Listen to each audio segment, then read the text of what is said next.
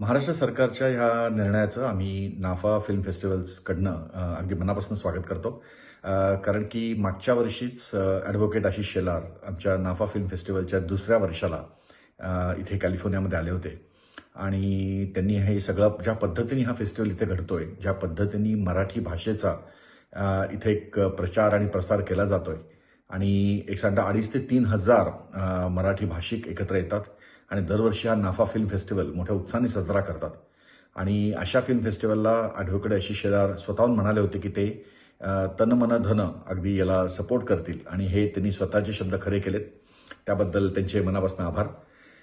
ह्या असोसिएशनचा आणि त्याचबरोबरीने फिल्म सिटीशी जो नाफाचा आता करार झालाय त्याच्या अंतर्गत भारतातल्या किंवा महाराष्ट्रातल्या अनेक चित्रपट निर्मात्यांना याचा खूप फायदा होणार आहे.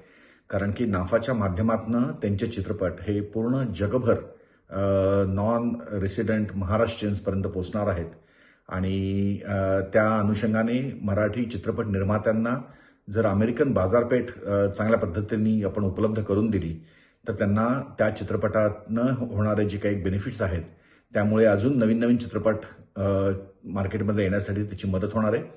आणि ह्या सगळ्याच्या मागे नाफा आणि महाराष्ट्र शासन यांचं असोसिएशन खूप मोठी मोलाची कामगिरी नक्कीच करेल याचा मला विश्वास आहे.